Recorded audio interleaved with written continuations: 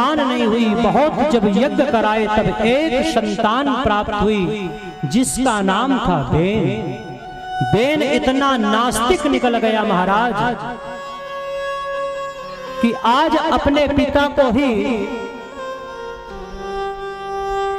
बंदी बनाकर कारागृह में पटक दिया और स्वयं सिंहासन पर बैठ गया और राजपाट चलाने लगा और पूरे राज्य में यह डंका पिटवा दिया कि आज के बाद कोई भगवान नहीं है, यदि कोई भगवान है तो बेन है।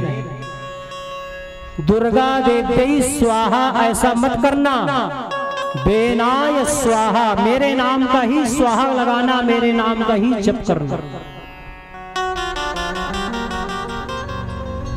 बहुत समझाए थे ब्राह्मण देवता, लेकिन ब्राह्मण यह वो संत महाराज, लेकिन ब्राह्मण देवता नहीं माने थे।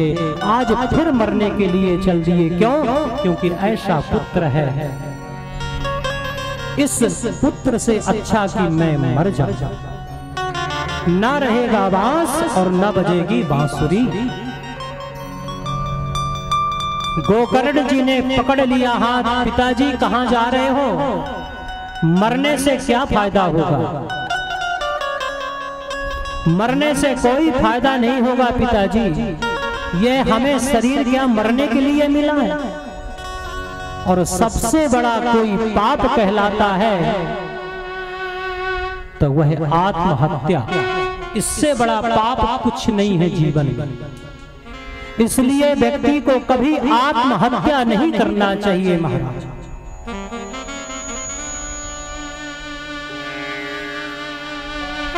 पिताजी कहने लगे, बेटा क्या करूं, दो कौड़ी की इज्जत नहीं छोड़ा यह मेरा मूर्ख दुष्ट बालक, जाऊं तो जाऊं कहां, समाज में बैठ नहीं सकता।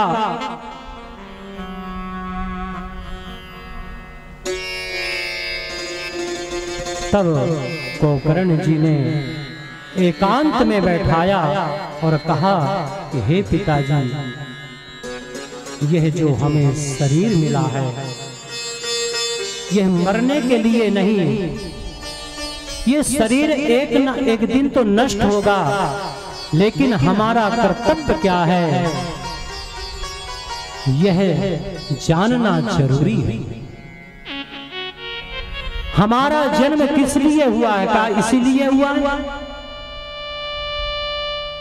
कि संसार में चक्कर में पड़ते रहे, संसारियों के चक्कर में पड़ते हुए यूं ही जीवन व्यतीत कर लें?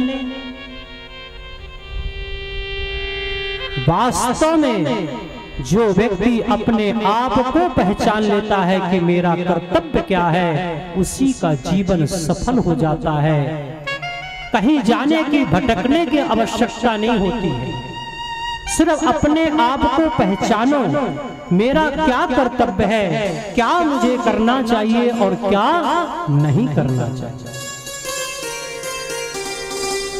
यही 6 प्रश्न में तो पूरी भागवत है। आगे कथा आएगी। राजा परीक्षित ने सुखदेव महामुनि से 6 प्रश्न तो किए, 6 प्रश्न में पूरे भागवत हो गई कि व्यक्ति का कर्तव्य क्या है, क्या करना चाहिए और क्या नहीं करना चाहिए। पिताजी ये ठीक से समझ लें।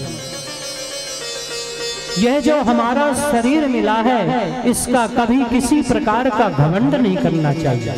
ये शरीर का सुंदरता का कभी कोई किसी को घमंड नहीं करना चाहिए। यह तो मांस हड्डी का, चमड़े का, त्वचा का ये शरीर है पिताजी, लेकिन यह जीव का कर्तव्य क्या है?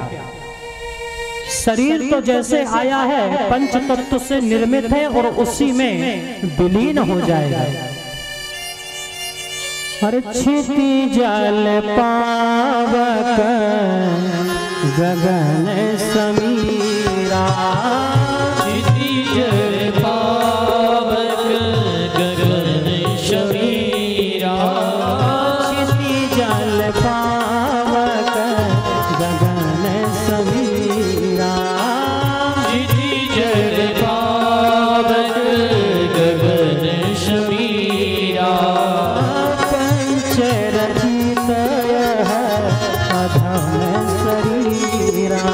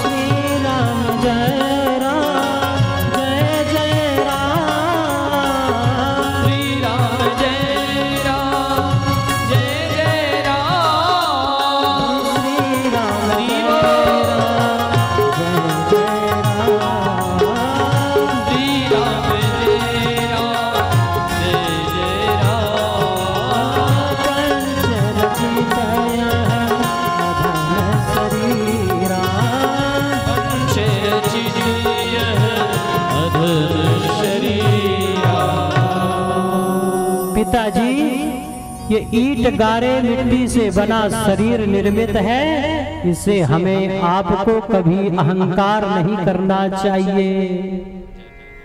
ये शरीर तो पंच तत्वों में विलीन हो जाएगा, लेकिन किया हुआ सत्कर्म और दुष्कर्म कभी विलीन नहीं होता, वो साथ में जाता है पिताजी। इसलिए ऐसा कर्म कर लो जिसमें आप अपना तो कल्याण कर लो, दूसरे का छोड़ो। अच्छा क्या करूं बेटा? गोकर्ण जी ने कहा कि संसार में दो रस्सी है महाराज पिताजी, हमें बांधने के लिए दो रस्सी हैं, जिसका नाम है अहमता और ममता।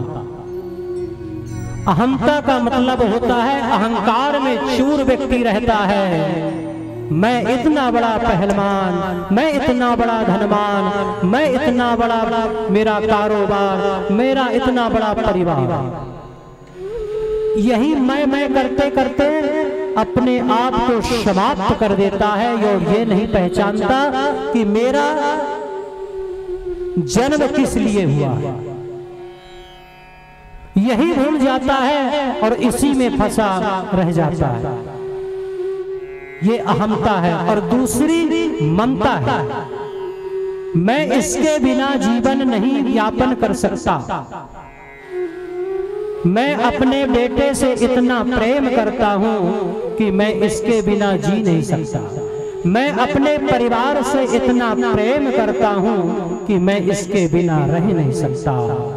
पिताजी, संसारियों के बीच में रहो, लेकिन संसारियों से आसक्ति मत कर बैठो।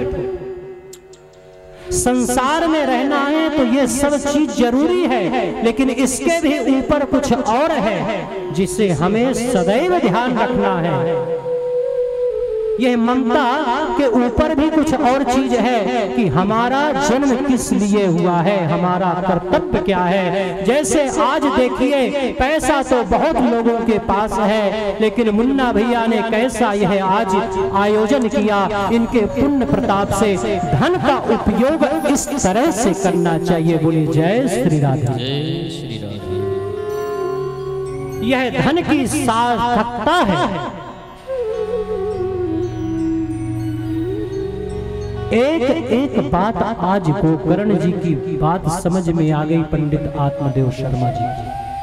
ज्ञान कहीं से भी मिले उसे संचित कर लेना चाहिए। आज चाहते तो सोचे कह देते ये मेरा बेटा है, ये क्या मुझे ज्ञान देगा? बेटा बाप को देगा, हाँ देगा। जब ऐसी स्थिति बने और बाप से यदि ज्ञानवान बेटा हो, तो आज गोकर्ण जी ने अपने पिताजी को एक एक ज्ञान दे दिया। इसलिए पिताजी, ये मरने से अच्छा पुनरपि मरणम पुनरपि जन्मम, ये आवागमन के लिए आए हैं क्या? यदि आप अपना कल्याण करना चाहते हैं तो संतों का सत्संग करिए और सब सर्वस्व छोड़कर त्याग कर पंडित आत्मदेव शर्मा चले गए तीर्थ स्थानों में। संतों का बढ़िया सत्संग करते हैं, भजन करते हैं। जिसका कोई नहीं होता उसका परमात्मा होता है। सारी व्यवस्था होती है। घर में आए दिन चिंता सताती थी, आज किसी प्रकार की चिंता नहीं है। और श्रीमद् भागवत के 10वें स्कंद का पाठ करते हुए, अपना कल्याण करते हुए आज परम धाम को प्राप्त हो गए। बोलिए भक्तवत्सल भगवान की।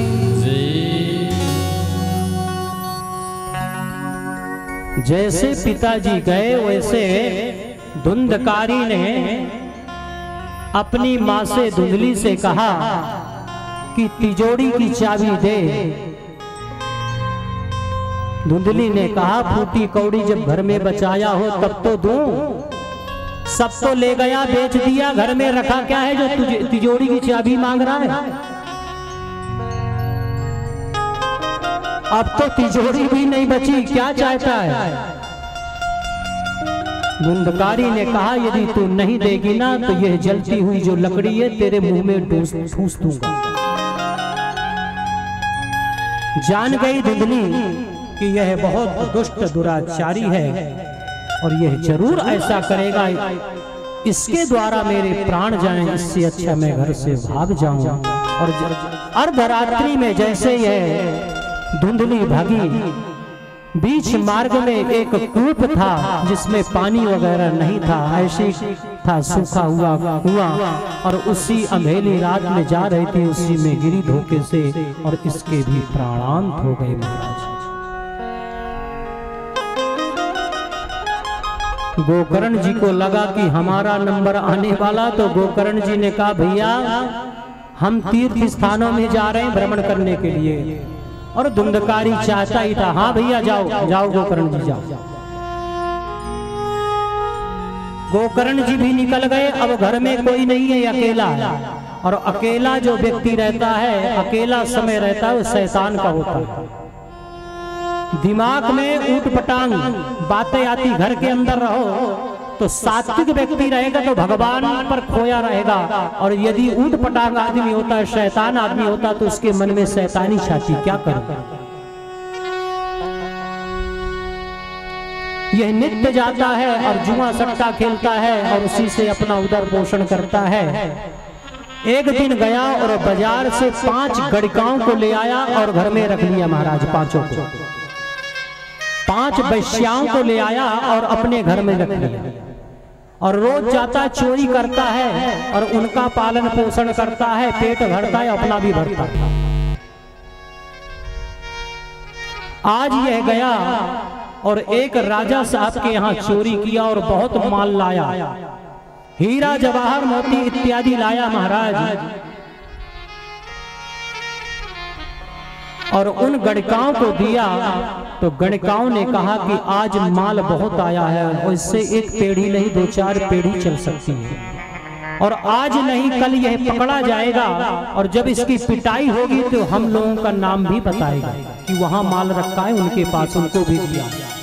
तो दंड की भागी तो हम भी होंगी, आज इसी को ठिकाना लगा दिया जाए। याद रखिएगा महाराज, बाजारी बाजार ही होती है, और जो 7 फेरा की होती है वही अर्धांगिनी कहलाती है, वही आपको धर्म के मार्ग पर चलाने वाली होती है।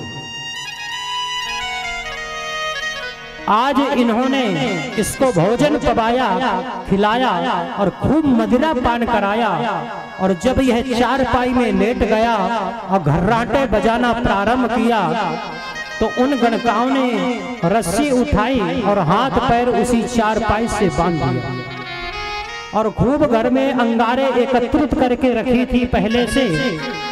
और जब यह चीखने लगा, चिल्लाने लगा, तो जितने अंगारे थे सब इसके मुंह में ठूस दिए। चीखता हुआ, चिल्लाता हुआ, तड़पता हुआ प्राणांत हो गया।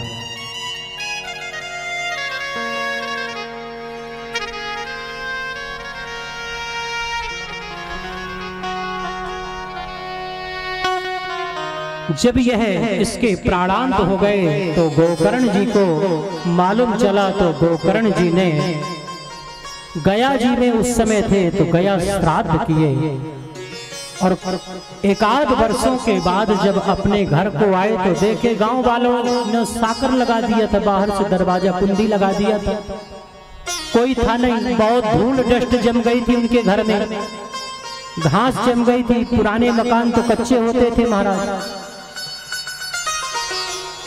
अर्धरात्रि में गोकर्ण जी पहुंचे और देखे कि लगता ये हमारे घर है, साकर किसी ने बाहर से चढ़ा दी है। साकर खोले, दरवाजा खोले और अंदर गए और थोड़ा सा गमछा से साफ किए, और वहीं सोचे अब रात व्यतीत कर ली जाए। और जैसे इनकी निद्रा लगने वाली थी वैसे अजीब सी आवाजें आने लगी महाराज। कभी घोड़े की आवाज आती है, कभी गधे की आवाज आती है, हिनहिनाहट की आवाज आती है, अनेक प्रकार से आवाज आने लगी। कभी यह भैंसे का रूप रख के आता है।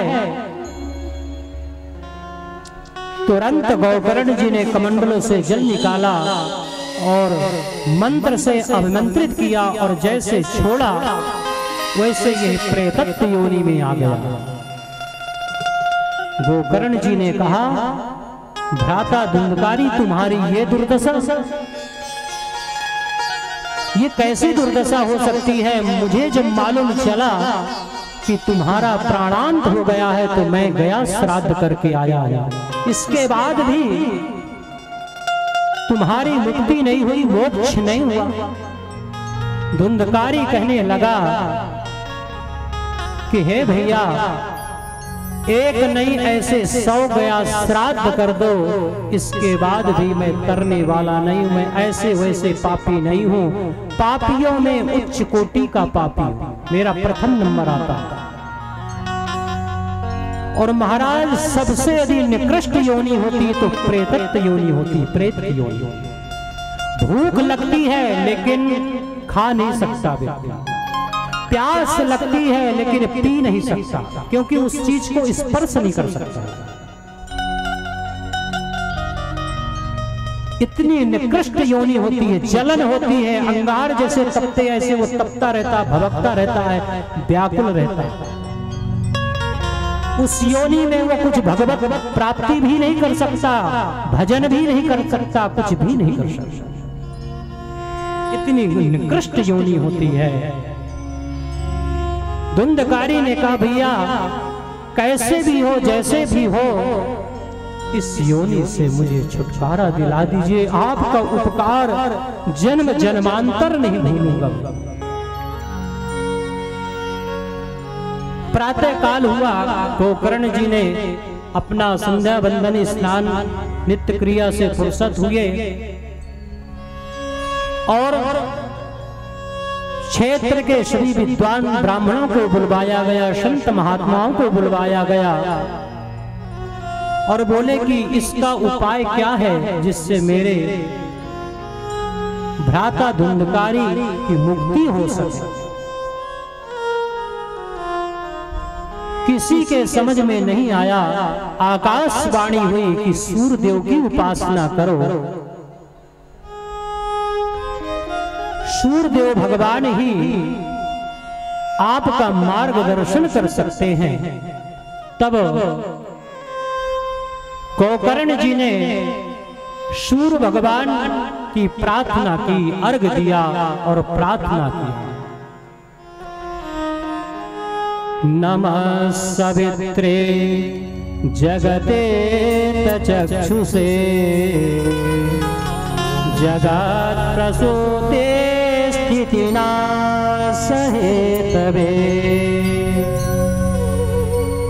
त्रयीमयाया त्रिगुणात्मधारिणे विरञ्चि नारायण शंकरात्मने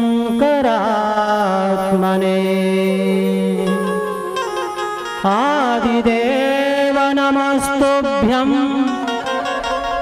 दिवाकर नमस्तुते प्रभाकर नमस्तुते दिवाकर नमस्तुते। इस प्रकार की जब गोकर्ण जी ने स्तुति की तो सूर्य भगवान प्रकट हो गए महाराज, और उन्होंने बताया कि और किसी से मुक्ति नहीं हो सकती। यदि मुक्ति आप चाहते हैं तो श्रीमद् भागवत साप्ताहिक ज्ञान यज्ञ का आयोजन करिए। गोकर्ण जी ने आषाढ़ माह में श्रीमद् भागवत का आयोजन रखा और एक बांस हरा लगा था कथा पंडाल के समक्ष। वह 7 गांठ का बांस था, उसी में वह प्रेत अर्थात धुंधकारी आकर बैठ गया महाराज। प्रथम दिन की कथा समाप्त हुई, पहली गांठ चटकी, दूसरे दिन की दूसरी गांठ, ऐसे 7वें दिन की कथा जब समाप्त हुई तो 7वीं गांठ चटकी और एक दिव्य रूप में वह पुरुष देव पुरुष प्रकट हो गया और व्यासपीठ को प्रणाम किया। दिव्य रूप धरो जाता तुलसी दाम मंडिता पीतवासा घनश्याम मुकुर कोटि कुंडलान्वितः।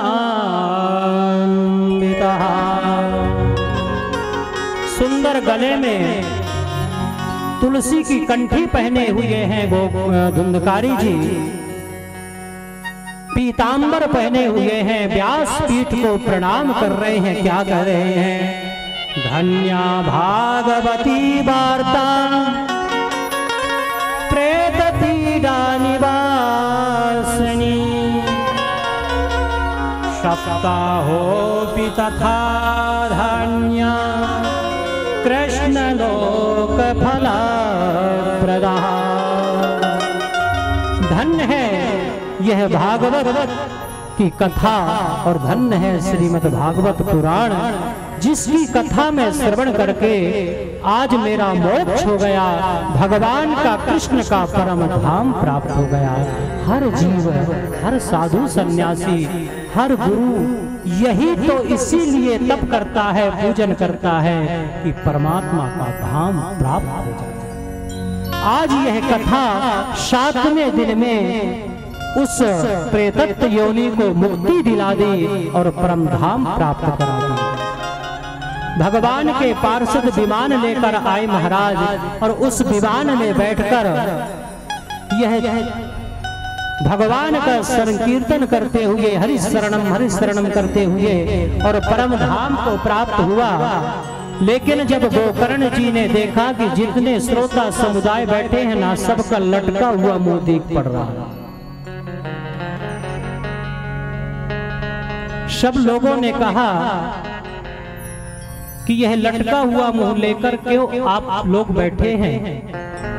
अर्थात गोकर्ण जी ने पूछा कि भैया क्या मैं जान सकता हूं?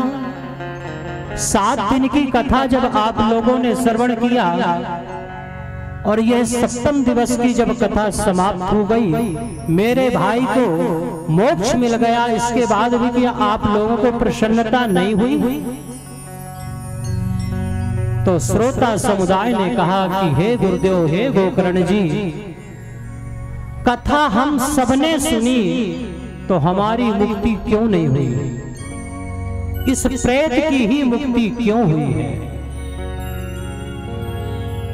आकाशवाणी हुई कि आप लोगों की मुक्ति इसलिए नहीं हुई कि जिस नियम से प्रेत धुंधकारी ने यह कथा श्रवण किया, उस नियम से आप लोगों ने नहीं श्रवण किया।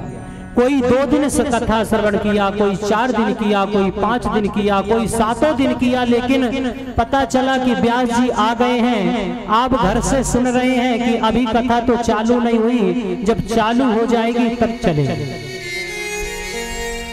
कहने का तात्पर्य है कि आपने जिस नियम से कथा श्रवण करना चाहिए आप लोगों ने श्रवण नहीं की, इसलिए आप लोगों की मुक्ति नहीं हुई। कथा का नियम होता है कि कथा वाचक व्यास पीठ पर बैठे, उसके पहले श्रोता को आ जाना चाहिए, कथा पंडाल में बैठ जाना चाहिए, और जब आरती हो जाए तभी जाना चाहिए। गोकर्ण जी ने कहा चिंता मत करो, हम पुनः श्रीमद् भागवत का आयोजन करेंगे। और फिर से अब की बार गोकर्ण जी ने श्रावण मास में श्रीमद् भागवत महापुराण साप्ताहिक ज्ञान यज्ञ का आयोजन किया महाराज। और इस बार श्रोता समुदाय सावधान थे, सतत 7 दिन तक कथा श्रवण किए। और यहाँ पर श्री सूत जी महाराज शौनक ऋषि से कह रहे हैं कि हे ऋषियों, 7वें दिन की जैसे ज्ञानात्मक कथा समाप्त हुई, पूर्ण होती हुई कथा की, वैसे जितने पंडाल में श्रोतागण बैठे थे उतने श्रोतागणों के लिए अलग अलग भगवान के पार्षद विमान लेकर आ गए। कहने का तात्पर्य है कि सबकी मुक्ति हो गई और भगवान स्वयं अपना गरुड़ लेकर आ गए और व्यास पीठ पर जो कथा श्रवण करा रहे थे श्री गोकर्ण जी महाराज, गोकर्ण जी को अपने साथ में अपने विमान में बैठाए भगवान और सब हरि नाम संकीर्तन करते हुए परम धाम को प्राप्त हो गए। बोलिए लक्ष्मी नारायण भगवान की जय। श्रीमन नारायण नारायण नारायण श्रीमन नारायण नारायण नारायण श्रीमन नारायण नारायण नारायण श्रीमन नारायण नारायण नारायण श्रीमन नारायण नारायण भजमन नारायण नारायण नारायण श्रीमन नारायण नारायण मीठी मीठी तालियों की सेवा करते हुए श्री राधे नारायण नारायण नारायण। देखिए भैया, आप लोग ताली नहीं बजाओगे तो हम संकीर्तन नहीं कराएंगे। अरे कुछ नहीं लगता है, जो ताली बजाता है ना उसकी भाग्य की रेखा महाराज खुल जाती है। और जो अपनी भाग्य की रेखा खुलाना चाहता वो ताली बजाए, और जो नहीं खुलाना चाहता वो मुट्ठी बांध ले कि मेरी भाग्य की कहीं रेखा ना खुल जाए। हम तो अनेक जगह जाते हैं, लोग बाग सुंदर ताली बजाकर आनंद लेकर आह्लादित होकर कथा श्रवण करते हैं महाराज। श्रीमन नारायण नारायण नारायण श्रीमन नारायण नारायण नारायण भजमन नारायण नारायण नारायण भजमन नारायण नारायण नारायण श्रीमन नारायण नारायण नारायण श्रीमन नारायण नारायण श्रीमन नारायण नारायण नारायण श्रीमन नारायण नारायण भजमन नारायण हरि बोल राधे श्रीमन नारायण नारायण नारायण भजमन नारायण नारायण नारायण भजमन नारायण नारायण नारायण जाते नारायण जाते नारायण जाते नारायण जाते नारायण जाते नारायण जाते नारायण जाते नारायण जाते नारायण बैठे नारायण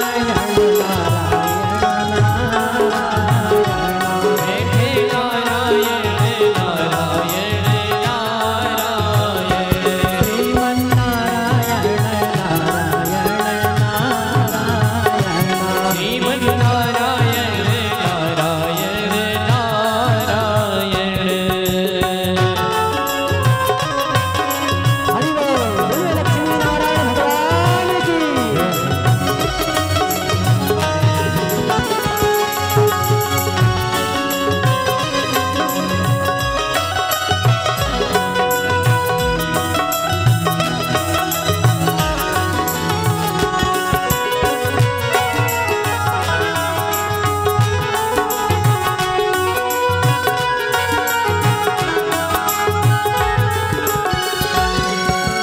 देखिए, जो आ रहे हैं वो भी भगवान का भजन कर सकते हैं, जो जा रहे हैं वो भी भगवान का भजन करें, और जो बैठे उनको तो करना ही है।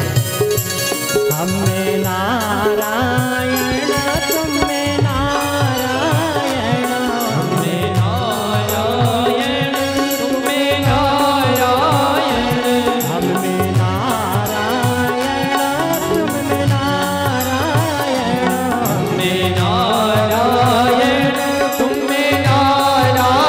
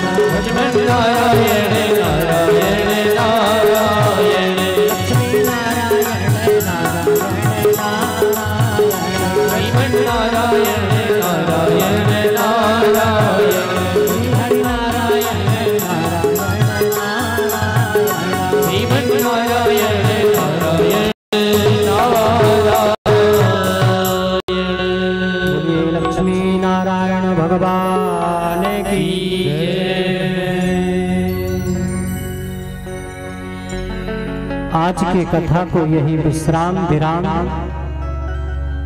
आज की कथा जो प्रथम दिवस की है वह पूर्ण नहीं हुई महाराज, और वह छोड़ी भी नहीं जाएगी। आज की जब कथा जो पूर्ण नहीं हुई वह कल पहले ये होगी, फिर कल की कथा होगी। तो मेरा अनुरोध है, सभी से अनुरोध है कि समय का जरूर ध्यान रखा जाए। अभी यदि मैं 1 घंटा कथा और करता हूं तो आगे का जो कार्यक्रम है वो भी हमारे लोग आए हैं, तो उनका कार्यक्रम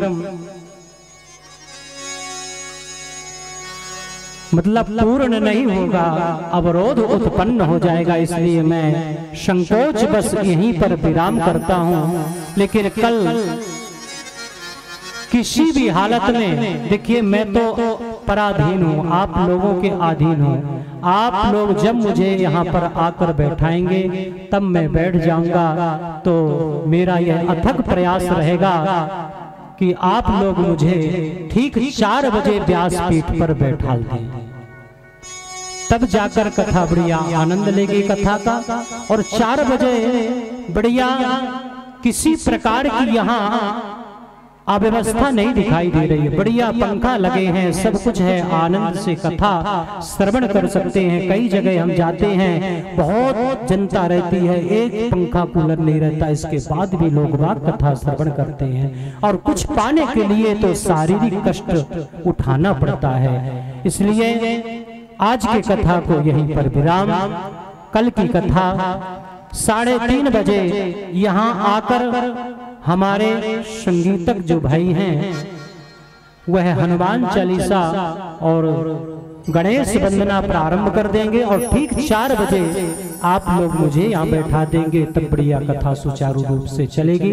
आज प्रथम दिन था, प्रथम दिन के हिसाब से बढ़िया कथा हुई।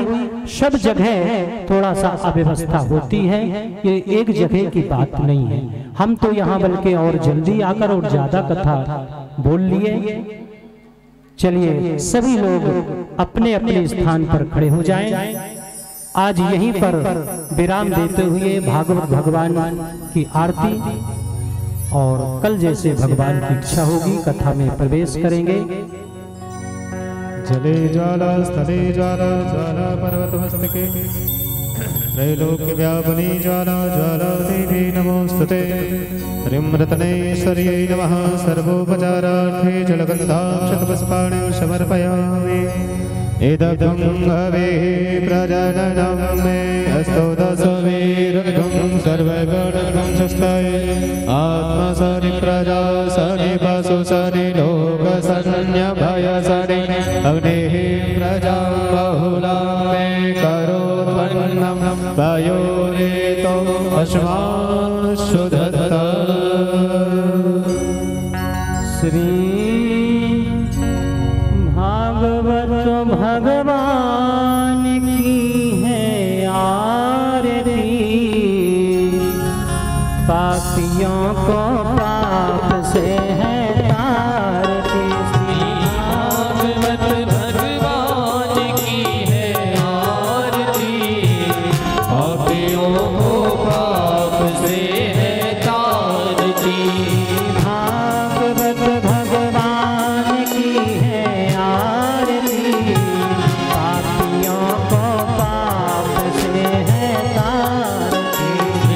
भागवत भगवान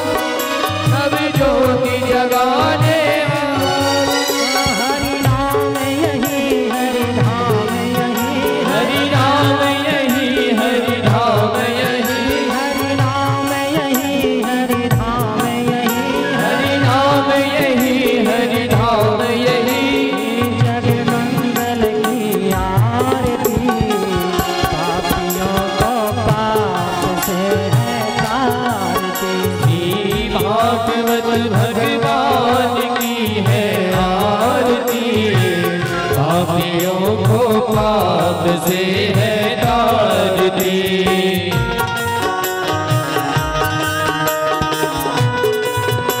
श्रीमद् भागवत महापुराण की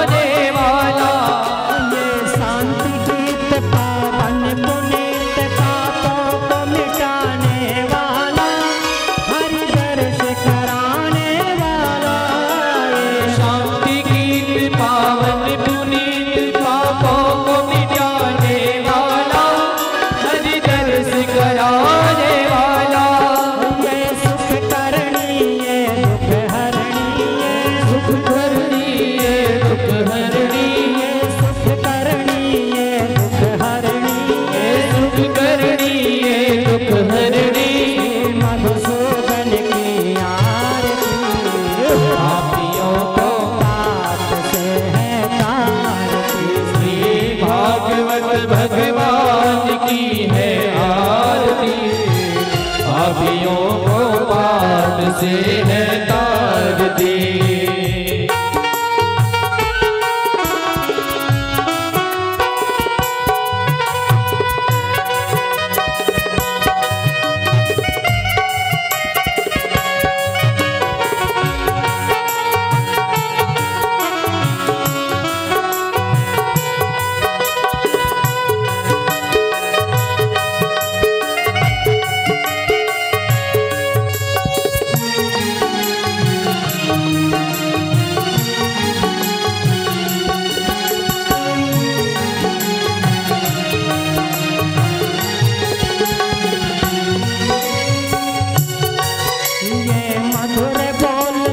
पंथ खोल सतमार्ग बताने वाला, गणी को बनाने वाला। ये मधुर बोल सच पंथ खोल सतमार्ग बताने वाला, बिगड़ी को बनाने वाला।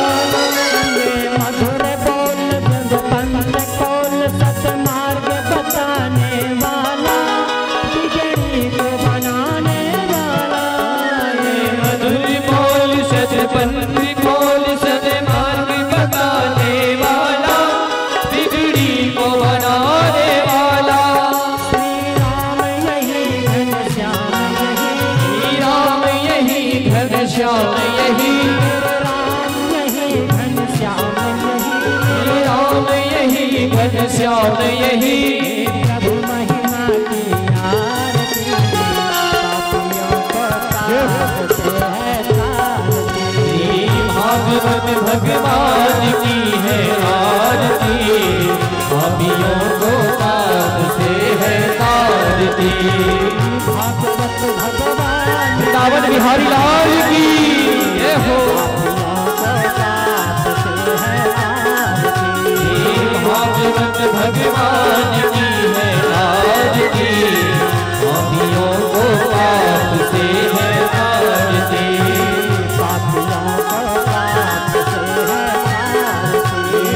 पापियों को पाप से है तारती,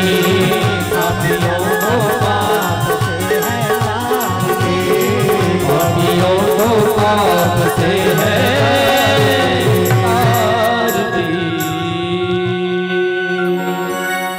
बोली काली मैया की, जगदम्बे मैया की। ओ मेरी मैया पर्वत वासिनी, तेरो पार न पायो माँ, कोई तेरो पार न पायो माँ। ओ मेरी मैया पर्वतवासिनी, तेरो पार न पायो माँ, कोई तेरो पार न पायो माँ। ओ मेरी मैया पर्वतवासिनी, तेरो पार न पायो माँ, कोई तेरो पार न पायो माँ। ओ मेरी मैया पर्वतवासिनी, कोई तेरो पार न पायो, कोई तेरो पार न पायो माँ।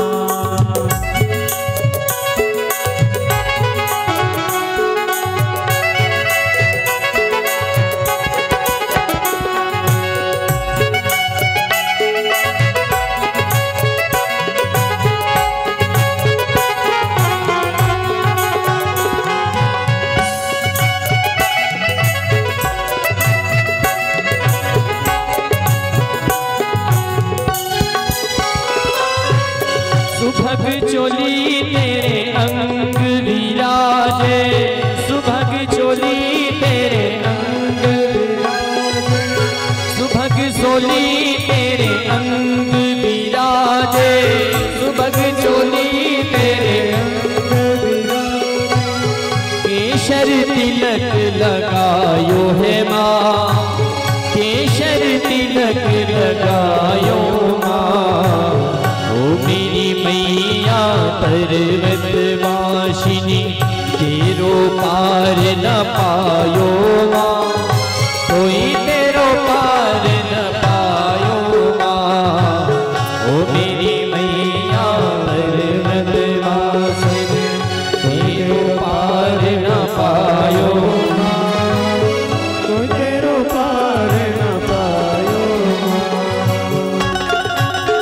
बोलिए काली मैया की।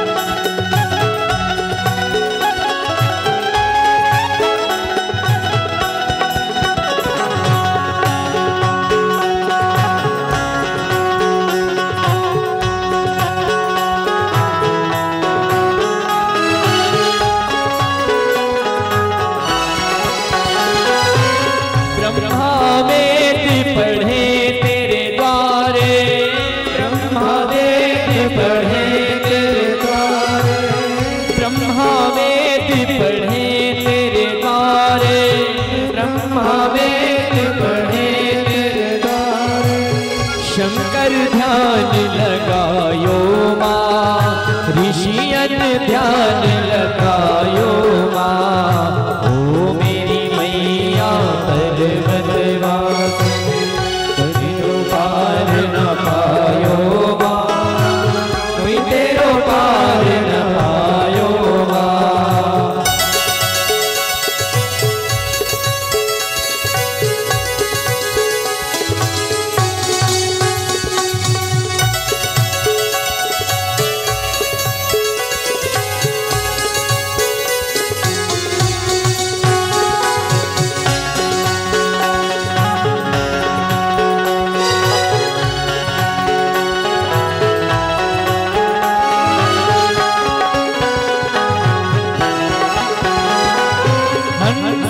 सरिता बैठी भवानी, हंसन सरिता बैठी भवानी, ऋषियन ध्यान लगायो माँ, देवतन ध्यान लगायो माँ।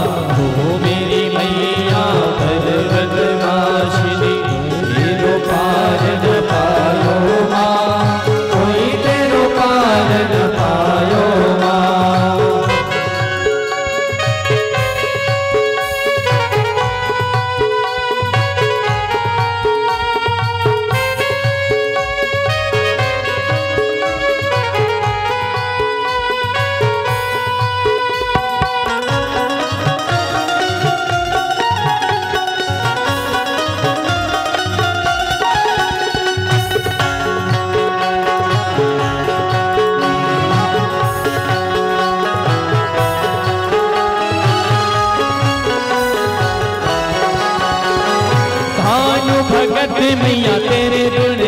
गाए, भानु भगत मैया तेरे गुण गाए, भानु भगत मैया तेरे गुण गाए, भानु भगत मैया तेरे गुण गाए। मन वांछित फल पायो माँ, मन वांछित फल पायो माँ, ओ मेरी मैया पर्वत वासिनी, तेरो पार न पायो माँ, कोई तेरो पार न पायो माँ, ओ मेरी मैया पर्वत वासिनी, तेरो पार न पायो माँ, कोई तेरो पार न पायो माँ। कर्पूर गौरम करुणावतारम, संसार सारम भुजगेन्द्रहारम, सदा वसंतम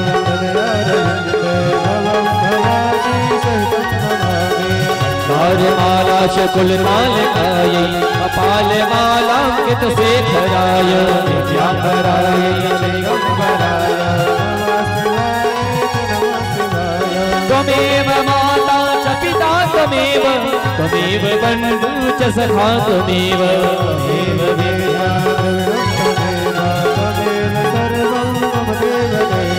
अच्युतं केशवं श्रीराम नारायण, कृष्ण दामोदरं श्रीवासुदेवं हरि, श्रीधरं माधवं गोपिकावल्लभं, जानकी नायकं श्रीरामचन्द्रं।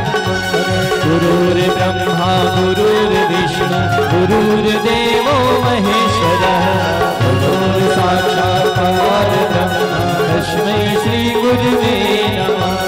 हरे कृष्णा कृष्णा कृष्णा हरे हरे, हरे राम राम राम हरे हरे, हरे कृष्णा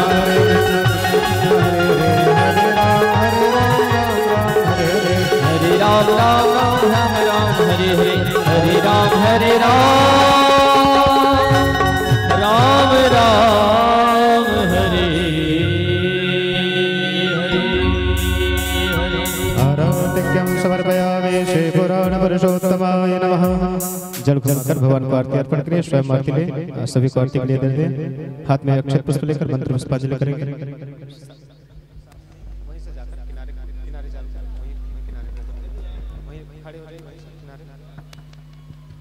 आरती ले लीजिए, स्वयं आरती ले लीजिए, हाथ में चावल पुष्प ले लीजिए, हाथ में अक्षत पुष्प ले। हरि ओम जगदेन जगन्मय जगन्ता देवास्तानि धर्माणि प्रथमान्याशन्ना तेहनागं महिमानः सचन्द्रजद्रपूर्वे शाध्याः सन्ति देवाः। हरि ओम एकदन्ताय विद्महे वक्रतुण्डाय धीमहि तन्नो दन्ते प्रचोदयात्। हरि ओम कात्यायने च विद्महे कन्याकुमारे च धीमहि तन्नो शक्तिः प्रचोदयात्। हरि ओम तत्पुरुषाय विद्महे महादेवाय धीमहि तन्नो रुद्रः प्रचोदयात्। हरि ओम अंजने नंदनाय विद्महे वायुपुत्राय धीमहि तन्नो हनुमत् प्रचोदयात्। हरि ओम नंदनंदनाय विद्महे यशोदानंदनाय धीमहि तन्नो श्रीकृष्ण प्रचोदयात्। सेवन्तिकावकुलचम्पकपाटलाब्जै पुण्यगजान्द्रिकरवीररसालपुष्पै बिल्वप्रबालतुलसीदलमञ्जरीभिः स्वाम्बोजयामि जगदीश्वर मे प्रसीद। नानासुगन्धिपुष्पाणि यथा कालोद्भवानि च पुष्पाञ्जलिर्मया दत्तो गृहाणा परमेश्वर। वेदोक्तमन्त्रपुष्पाञ्जलिं समर्पयामि श्रीपुराणपुरुषोत्तमाय नमः। प्रणाम कर लें। नमः सर्वहितार्थाय जगदाधार हेतवे साष्टांगोऽयं प्रणामस्तु प्रयतने नमया कृता। बोले वृंदावन बिहारी लाल के, श्रीमद्भागवत महापुराण के, श्री पराम्बा काली माता के, यज्ञ नारायण भगवान के, यश नारायण भगवान के, सुखदेव महाप्रभु के, श्री आज के आनंद के, धर्म के अधर्म का प्राणियों में विश्व का गौ माता के सत्य सनातन धर्म के अपने अपने माता पिता के वस्ते नगर के गुरु गोविंद देव के जय जय श्री राधे, जय जय श्री राधे, जय जय आज की पावन कथा यहीं पर विश्राम होती है। सभी भक्त आरती व प्रसाद की व्यवस्था मुख्य द्वार पर की गई है। सभी लोग सभी भक्त प्रसाद लेकर ही अपने घर को जाएं।